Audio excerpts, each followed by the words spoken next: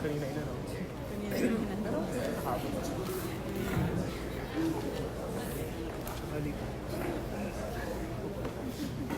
Alright, good morning ladies and gentlemen. I am Sarah Nagisman from PLDT Enterprise. It is my honor to be the host for this momentous occasion as we formalize the partnership between the City of Manila and PLDT Enterprise. To tell us a bit of a background of the partnership, please welcome the Assistant Vice President and Corporate Relationship Management Head of the Government Sector of PLDT Alpha, Ms. Joy Hino.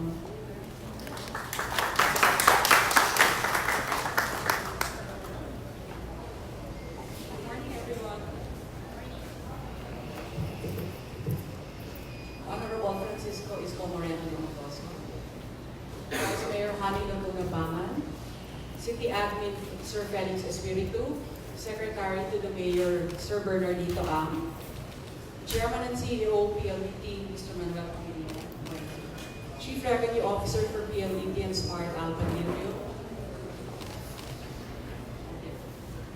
SVP and Head of PLDT and SMART Enterprise Ruby Hernandez, First Vice President and Head of PLDT Alpha, Victoria, Mr. Yves Gonzalez from Google Philippines, Head of Government and Public Policy.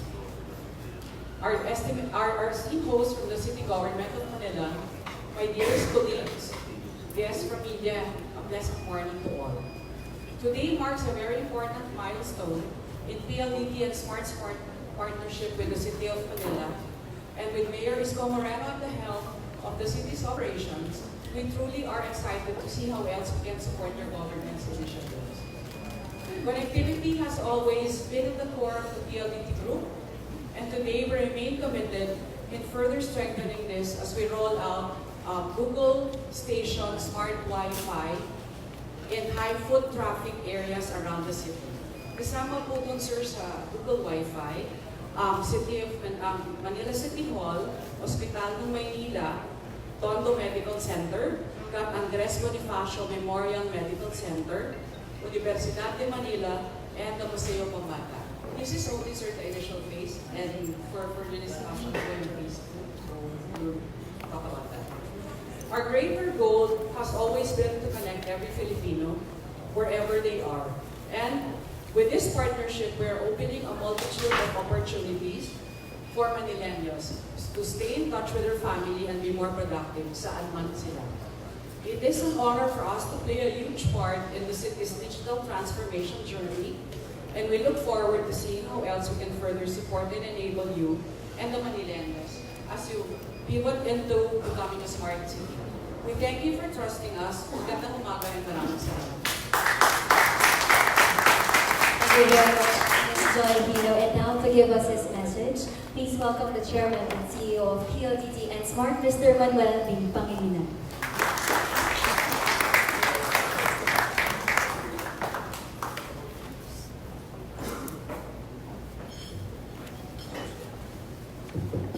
Thank you.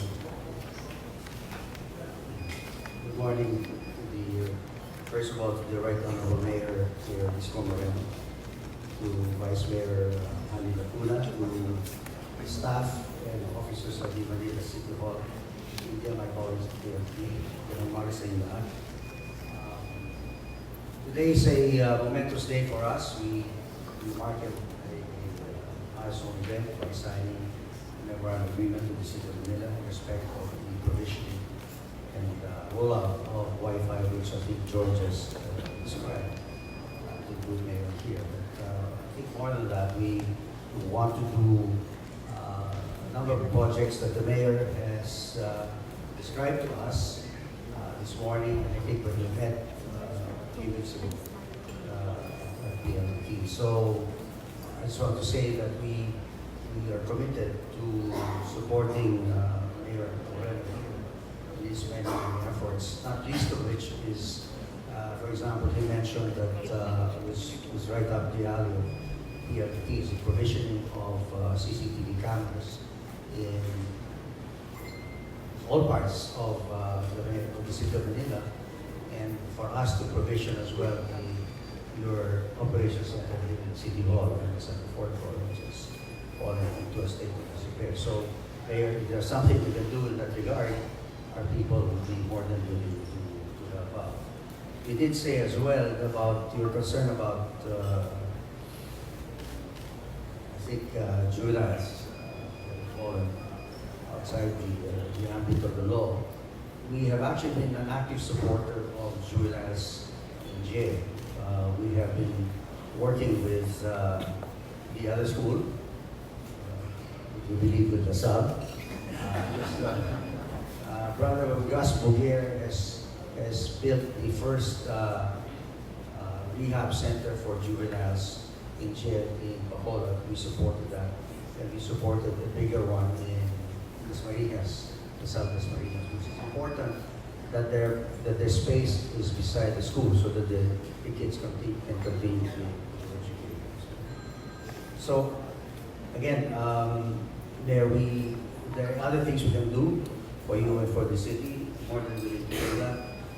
We're committed to building connectivity, providing the technical solutions, the digital solutions. That's why David is here, asking to come over. So, thank you so much. And one of the topics we talked about was whether we could find a space to relocate our headquarters in your good city. Yes.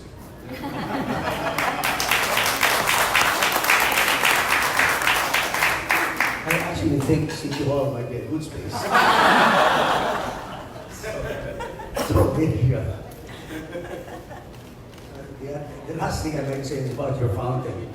Okay, we'll do it. I'll get Metro Pacific to do it for you. Thank you. Thank you so much.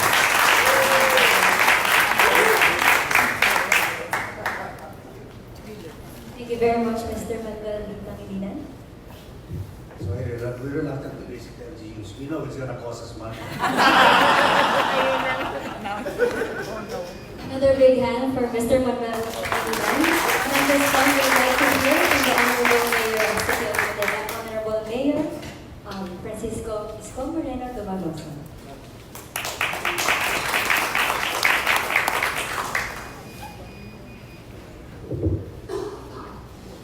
Maraming salamat.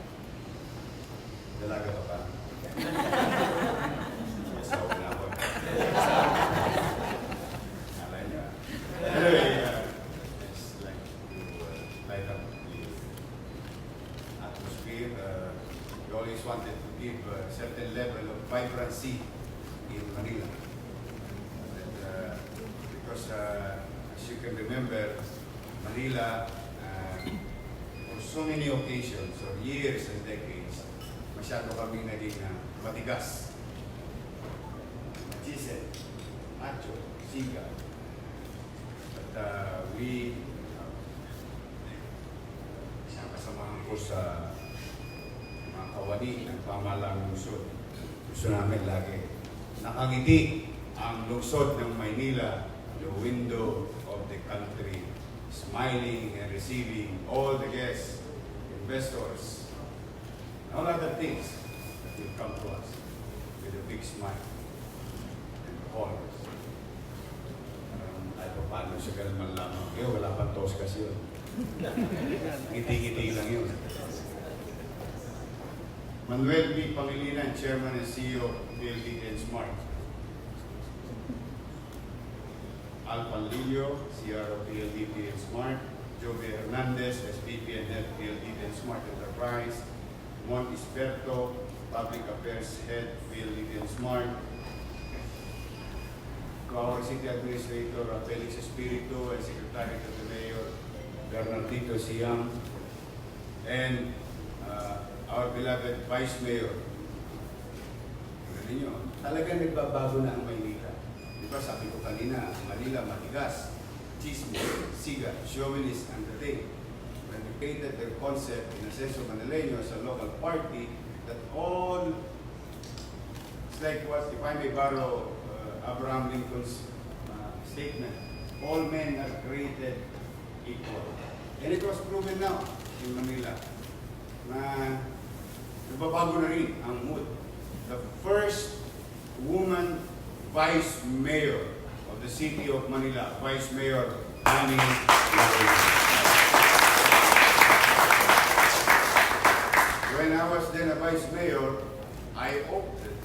choose and lobby before the city council to make Councilor then Lacuna to head the council. So she was also the first woman majority floor leader.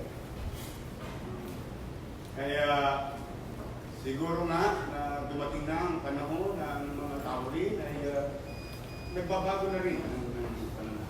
So, and in advance, that's going to be June 24 of next year. Diawan Diyos, ito yung passing lang, no?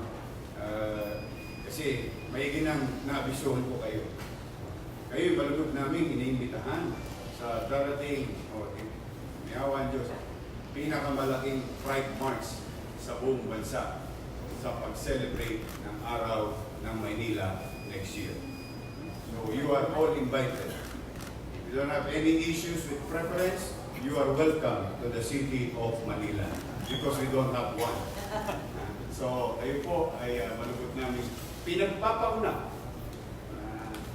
Inaanyayaan. So, muli ngayong umaga sa ating mga kababayan ay akin pong in behalf of the city and the people of Manila, maraming salamat Mr. Pangilinan. 10 ng iyong mga kasama sa iyong kumpanyang kinatanganan. Kayo'y nakatutuwa at tumugon sa aming panawagan. 10 ng aming mga kasama rin dito sa mga kawani ng city government na yung aming paghingi ng tulong. Kaya po ngayong araw na ito kinalulugod namin sapagkat kanina ang pinag-uusapan pa lang natin internet pa lang, akalain mo nakadali pa ako ng fountain.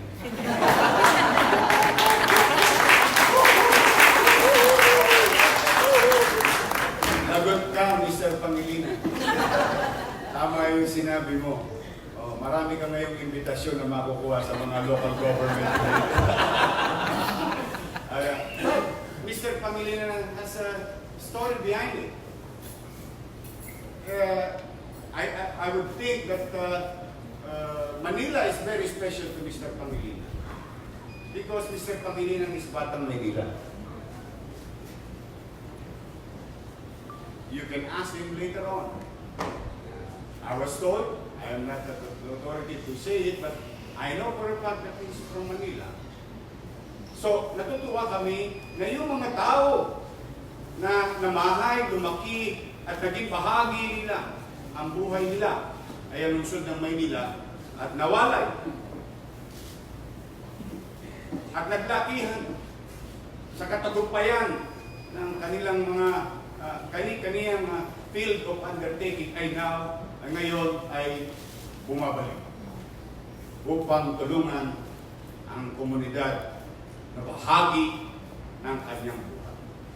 Sana marami pang Mr. Pangilinan sa top 500 ng Forbes magazine. Opo, sapagkat alam po ninyo, ang pulubi hindi nakakapamili. I know how it feels. Kaya any help will do. It is not for me.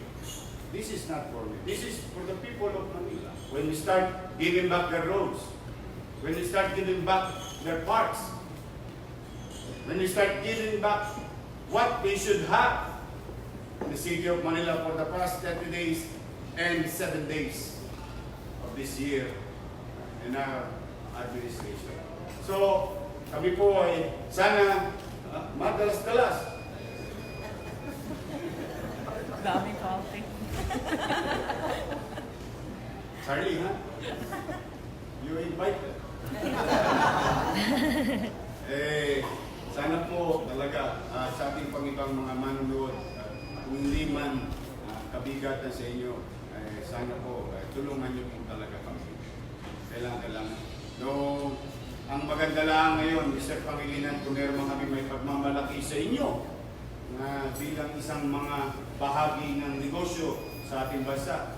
Ang ating pong Pangulo ng bansa, nagsaad ng polisiya Sabi, dapat yung mga business permit na yan.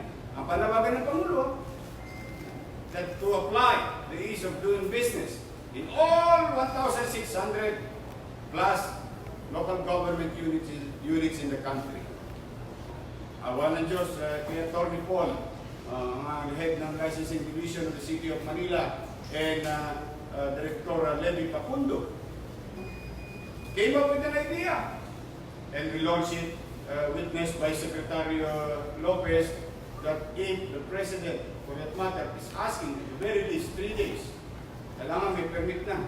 Ang Manila po, dati last month, no, 2 months ago,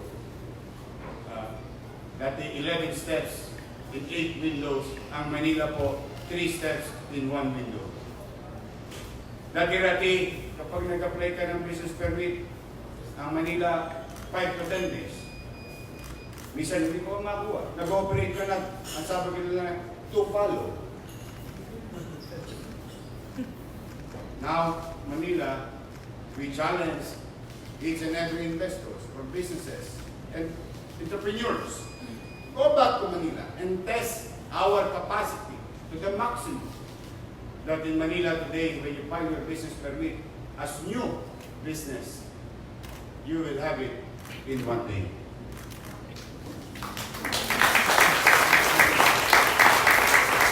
Yan ay isang kaparaanan sa pagtugon sa panawagan ng Pangulo ng Bansa. Hamong ibinigay sa atin ni Pangulong Duterte. At bilang kapitbahay, bilang bahagi ng local government unit, at bilang Kapitolyo, manubang dito na rin masimulan ang hinahangad niyang pagbabago at hinahangad namin pagbabago.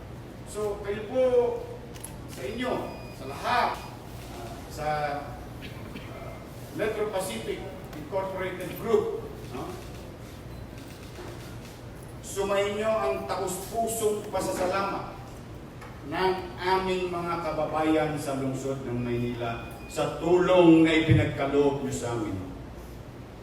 At awan Diyos, ito ang garantiya namin sa inyo. Pagbubutihan po namin. Talaga pong sa maliit naming kaparanan, yung inaasahan ninyo, I hope, sa awan ng Diyos matugunan namin, maabot namin ang inyong mga expectations.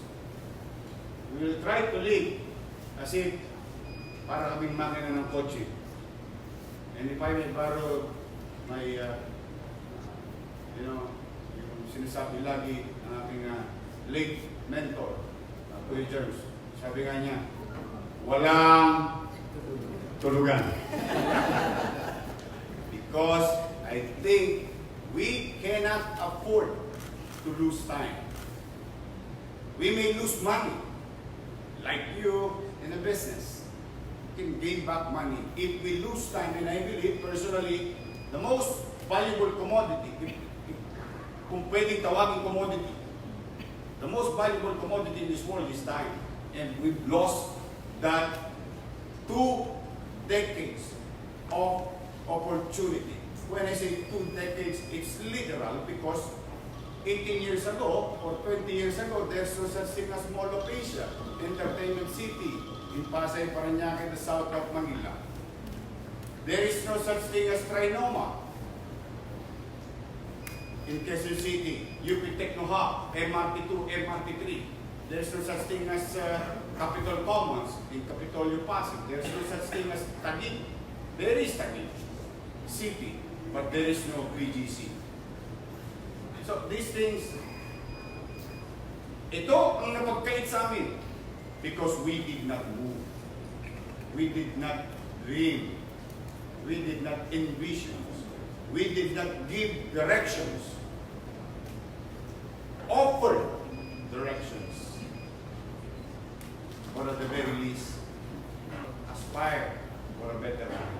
But be that as it may, ay maaaring sila'y matatayog ang kanilang mga gusali. Magaganda, tama naman.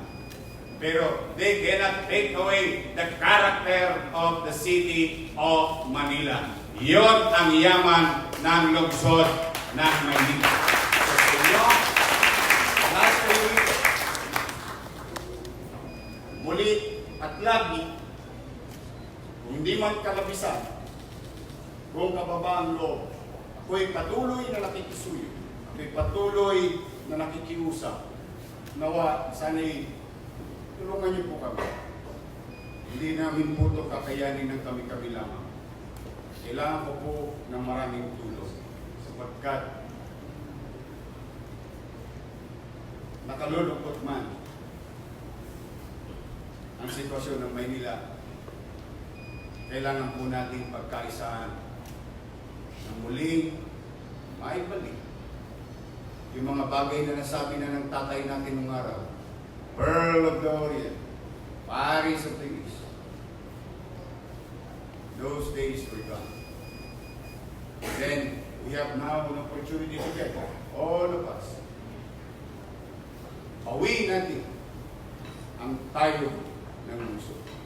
At tingin ko, mas mabuti kung kasama namin kayo.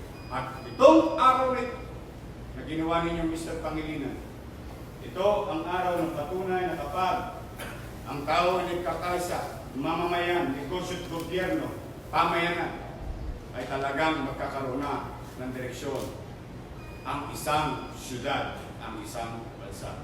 Maraming salamat. Pagpalain nawa kayo ng Panginoon Diyos, Mr. Pangilinan, sa po ng iyong mga kasama. Bigyan sana kayo ng malusog na pangangatawan. Diyan man lamang masuklian namin ang bagay na binigay niyo sa amin. Pinasama namin kayo sa aming mga panalangin. Sana, papagtagumpayan ninyo ang inyong mga hamong kakarapin pa. At higit sa lahat, damihan niyo pa. Umulit po kayo. Magandang araw po at palain nawa kayo ng Panginoon. Manila! God first!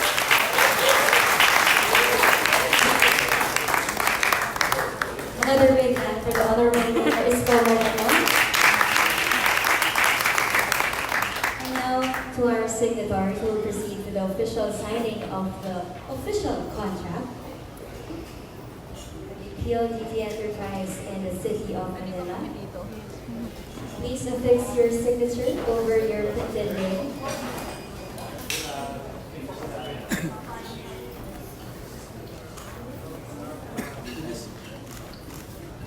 Ano yan? Ay! Oh, pula.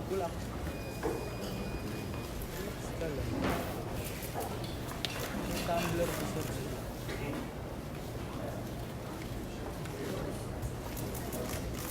cellphone mo.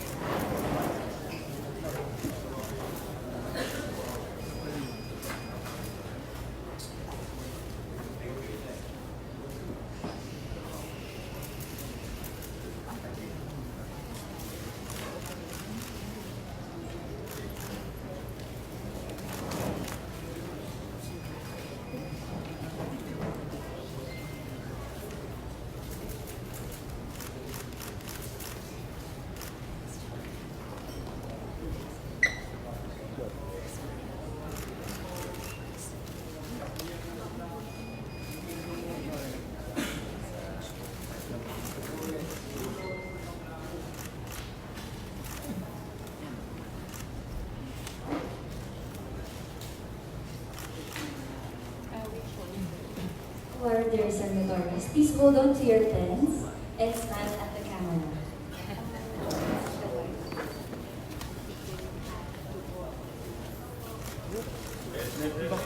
Mama po lang.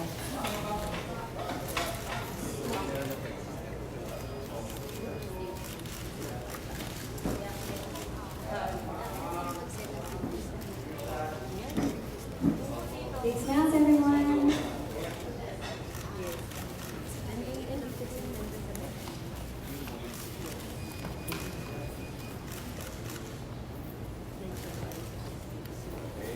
At this point, we'd like to ask our signatory to please rise. Proceed in front of the table for the handshake seal.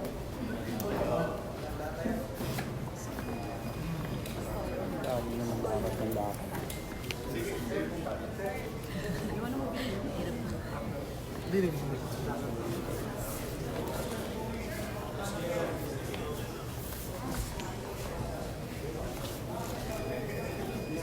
Te. Te. Ma'am, meron sa likod ah. May camera sa likod. Yung mga nakigulo sa gitna.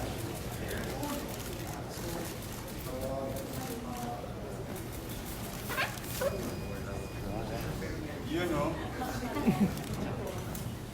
Eh, malo.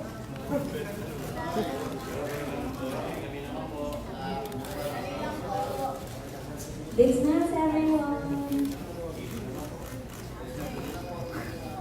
At this point, we'd like to call on Ivan, our Senior Vice President and Head of PLDT SMART Enterprise, Mr. Jovi Hernandez, as well as the Head of Government Affairs and Public Policy of Google Philippines, Mr. Isko Gonzalez, to join the group photo.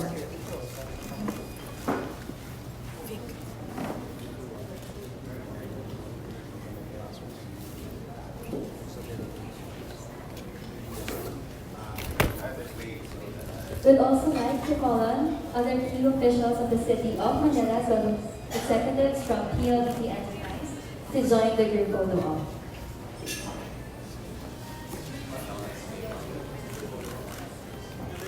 All the department heads of City of Manila, please do join the photo op, as well as the executives of PLDT Enterprise. Thank you. Ano mo na doon? Jed.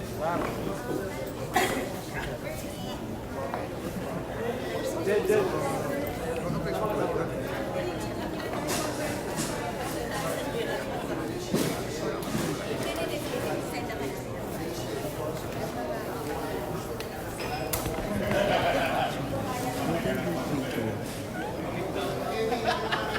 Teka, ask ko sila.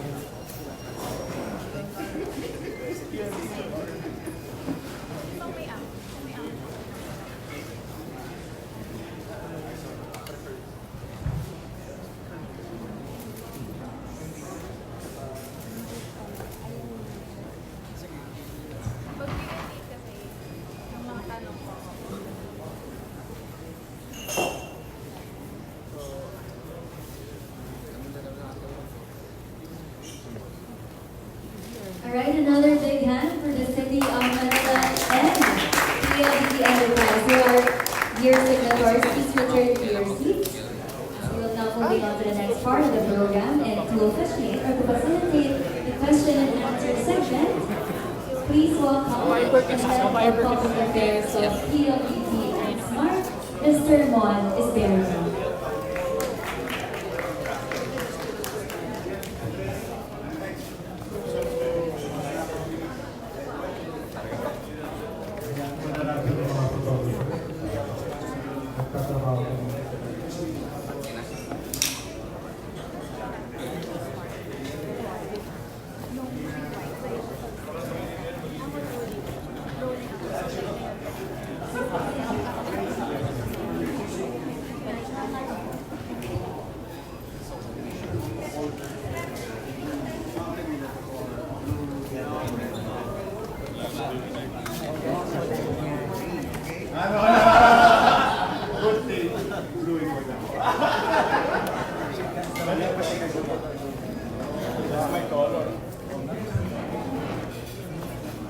After that, press ka na tayo. Press ka na. Alright. Thank you very much. Press ka na tayo. Thank you. Press ka na tayo. Network. Also, you should take the elevator because you put the white screws. You have to it's all digital.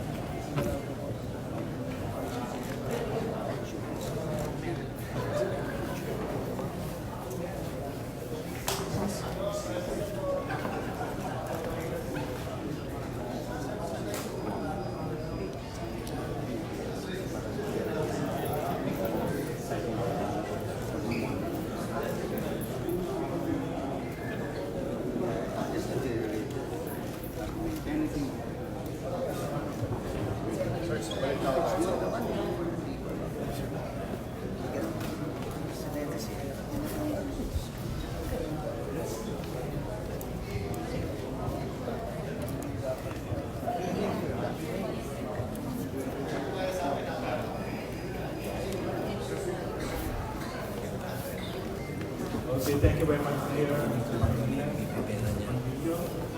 this point in time, good morning, everyone. We would like to give the members of media here an opportunity to pose some quick questions to the principals who are here at the head table. So I'd just like to request the members of media, if you wish to ask a question, to please raise your hands. We have a microphone here if you can provide the Please identify yourself at saka kung sino po gusto nyo sumagot po sa tanong. Hi sir, good morning. Katrina Domingo from ABS-CBN News. For smart communication officials, why did you prioritize these 6 locations in the capital city, and which other and where do you plan to move forward? Thank you. Do you want to answer? Joy? Or? Sige, Nina. Nina is, I had the smart Wi-Fi. she runs the smart Wi-Fi. Yes, well, we coordinated very closely with the city government in choosing which particular areas.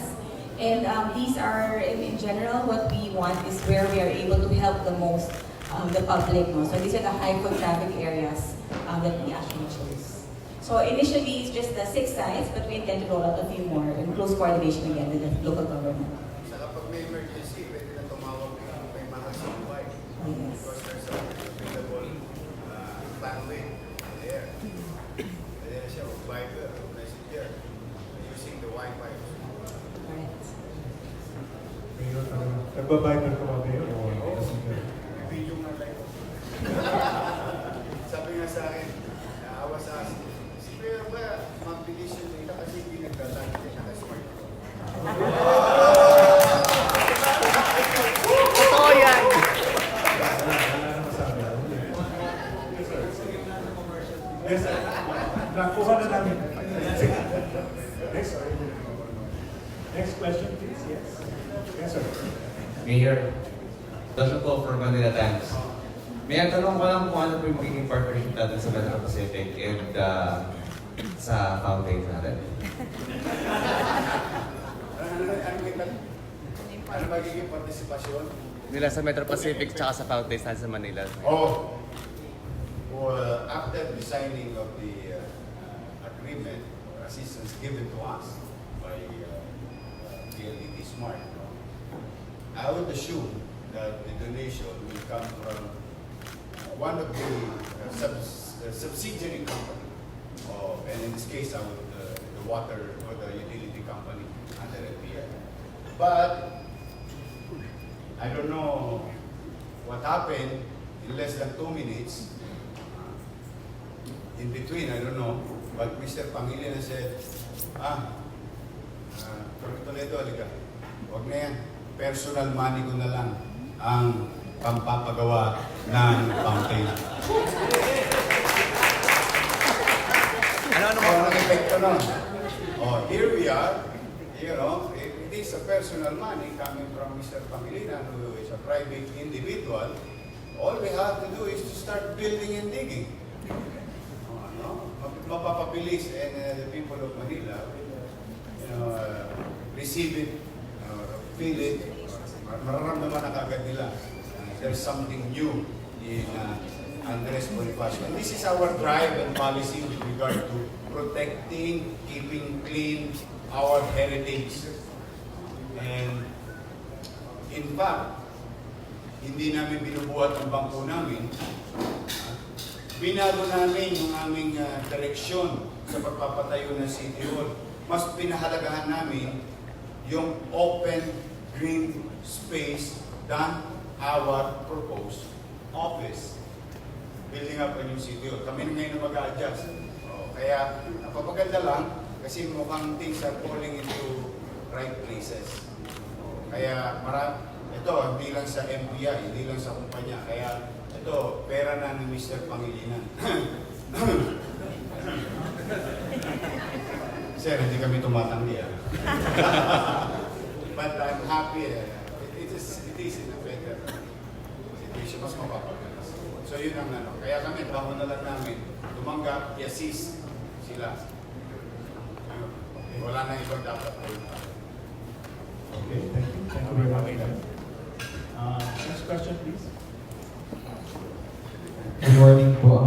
Mindoro from TV5 to Mayor Isko Moreno po. Sir, when you were Vice Mayor, you pushed for the provision of Wi-Fi services in the city. Now that you're Mayor and with this partnership, how would this be vital in providing delivery, how would this be vital in delivering services to Manilenos?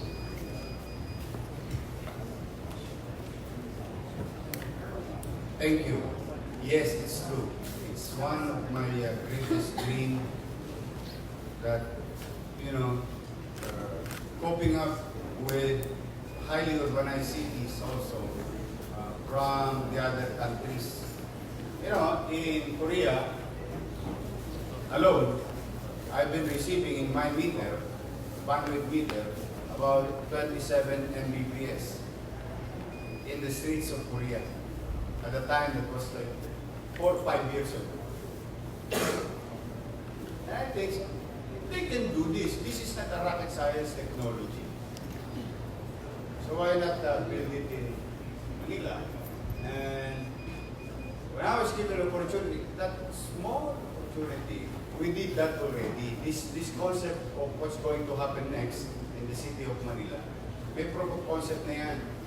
In fact, after putting a Wi-Fi community in the likes of U-Belt in the south and U-Belt in the east, kasi we have two U-Belt, the south of Manila, west-south, and eastern part of the city towards Quezon City, the Mindoro right group. Doon namin nilagay yun. At ang naging epekto noon, yung naging epekto, if you adapt technology in governance, sumunod na, nakapagtayo kami ng cameras and CCTVs. Sumunod nun sana, yung emergency assistance program that government will run 24 hours a day with regard to certain services that can be made available 24 hours a day, and particularly the peace and order situation and healthcare assistance program. Yun na sana yun, tatagos na yun eh. Pagkayari nun, ito na, business na. Integration of any form of technology to give ease with regard to, for example, payment of taxes, transaction in governments, regulatory peace, and so on and so forth. So, pag yung backbone is the communication. Having that in place, intact, stable, long-term, wala na yan. Susunod na yan, magpipishball ka na lang. Doktong ka lang ng doktong. And unlike in the old days, using copper, has a limited capacity. But fiber, which are now being utilized also in other countries, they are ahead of us by 20 years. And now, good that PLDT and SMART has these facilities. If can we or participate, private sector, government, I think the future of Manila will be unlimited with the help of this and technology. So, yun ang greatest dream. Na even to the point while you're talking to you, you're just typing and you can pay your taxes in your fingertips. But I don't like 54,000 people will go here by January, and we're going to deal with 100 square meter at 54,000 at 8 hours a day, at 5 days a week, and you do your math in time and motion. I'm not a businessman, but they use it in business. Time and motion. Sige, kaya hindi magtataka nga kung bakit 2 buwan na hindi pa tapos si Pedro, magbabayad na lang ng buwis. And it's gonna cost us money. Why? There will be 54,000 at the very least, about 10%. That's 5,000 cars.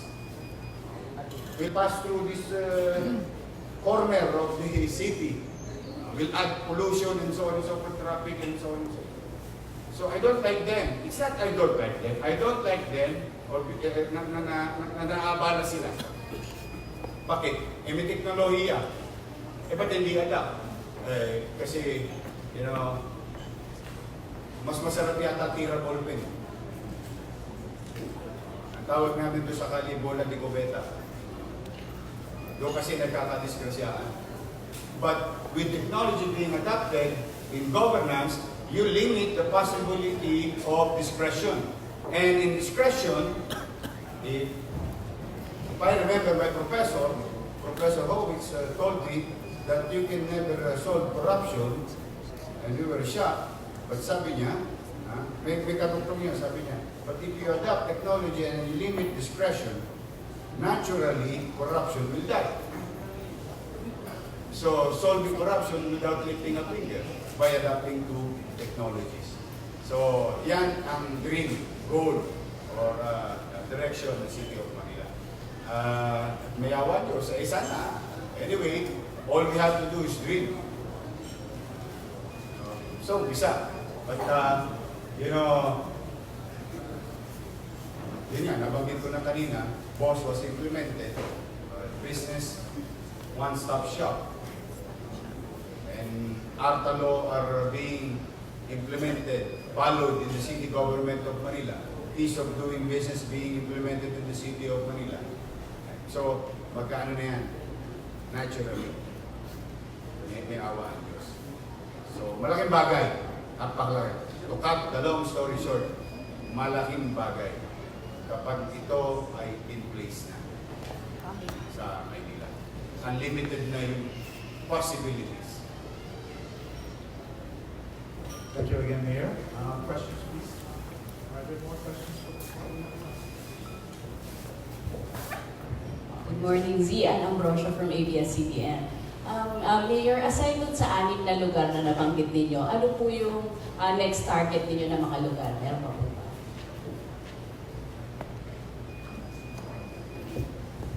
Public places like parks and definitely schools. We have 104 schools. We have 60 plus health centers. Our major facilities. So there's a reason behind it. There's food traffic. And especially itong sa Podli natin. Di ba nakita mo ngayon? Grabe. Talaga. Ang tawag nila? Instagrammable. Yun daw ang millennial term. But you cannot Instagram without smart connection. Ano na ang marketing? Nakakadalawa na ako, sir. Galaw pa natin, baka dumami pa tawaits. Yes, we will prioritize. As you can see, there are hospitals, healthcare, educational institutions, and public parks. Because we have 47, we've dealt with already in less than 2 months, 2 parks already, and 2 heritage sites. We're going to go to another one, and another one day at a time. Before we go to another one, we fix, we maintain, and consistently addressing it. So, at least in less than a month, 2 sites were protected already. So, importante rin na kung meron doon, we can have pictures, selfies, small things. Yes, yeah. Mayor, di ba last week po atay nakipag-meeting kayo sa PNP doon na mag-create ng anti-cybercrime group dito sa Manila. Yes. Ano po ba ang maitutulong naman ito pagdating sa proyekto na yun? Well, to the criminals, to bad elements, there is now what you call bahay ni Kuya in Manila. So we need connectivity. We need strong, stable connection with regard to communication.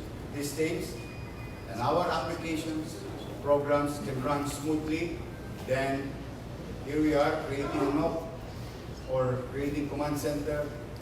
So later on, epekto, we're watching you. Yan ang ending. Ano naman yun sa part na yun in terms of peace and order. So I would rather shoo them away. Although we'll go after you, you do it in Manila. But as much as possible, we don't want to engage in circumstances or may arise along the way, na ayoko, medyo pangit ang resulta. Pero ito'y kung may babala, may mga pamamaraan, pagpapaalala, o pagtataboy, that will be better for the city of Manila. Thank you. Thank you, Mayor. At saka, Mayor, huwag po kayo isa. Any more questions? Please? Okay. Just want to do a quick survey, no? Running out of time. How many more? Follow up lang. 1 and 2. Okay, so last 2 questions. Okay, thank you very much. To PLDT SMART President and CEO, Sir Manny Pangilinan. Sir, ang nabanggit po ni Mayor Moreno kanina, his dream is to be at par with the technologies in other countries. Now, in providing this kind of service po sa Manila, what's our dream in doing this, and are we already in talks with other local government units in providing the same?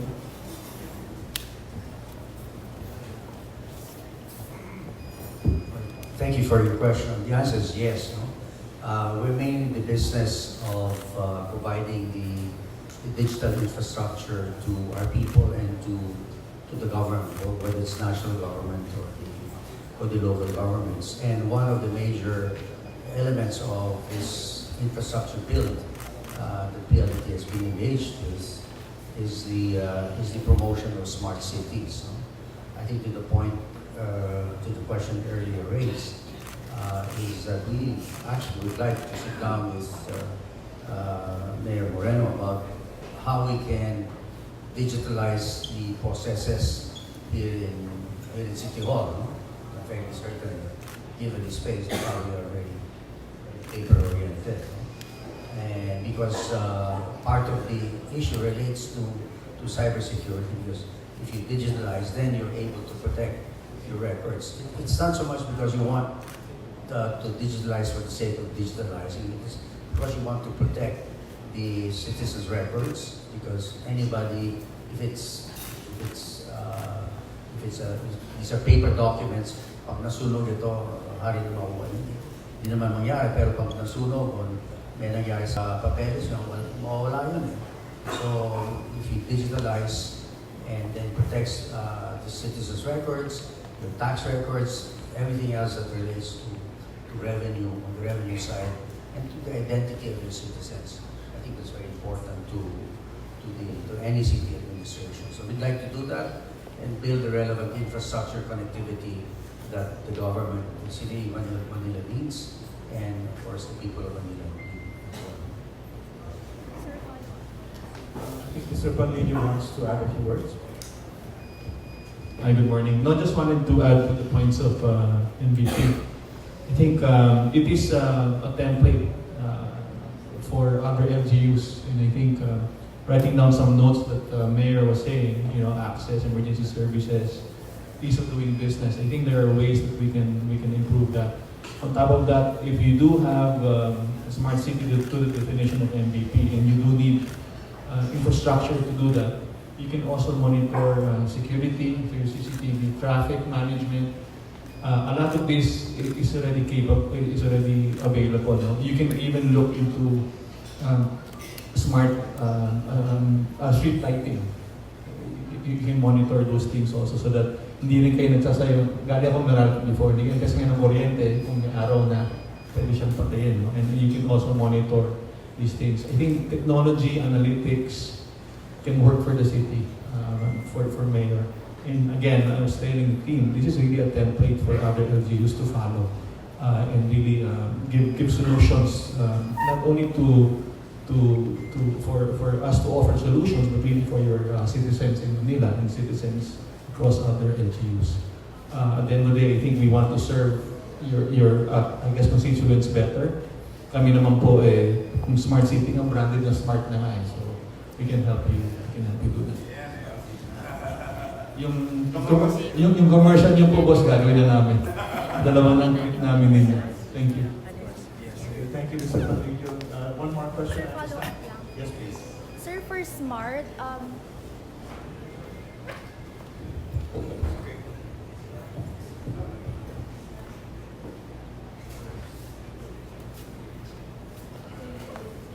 for SMART, Google expanded its Wi-Fi stations around 400 units last month.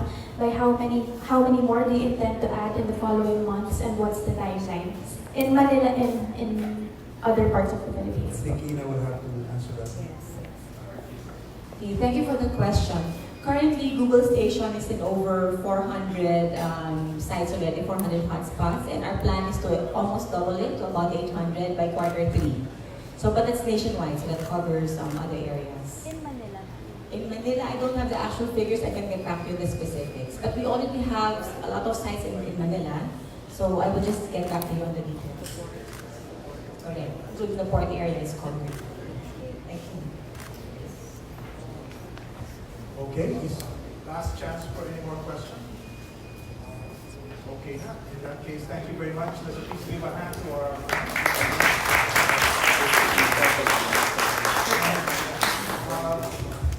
Mayor.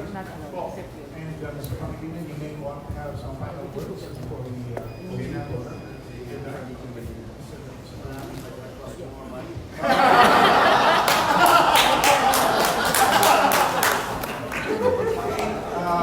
In that case, boss, then we close the program. Thank you very much. Maraming salamat. And that officially concludes our program. Thank you all for joining us in this momentous occasion. Our snacks is now served. Our buffet station is now open. Please have your seat. Thank you.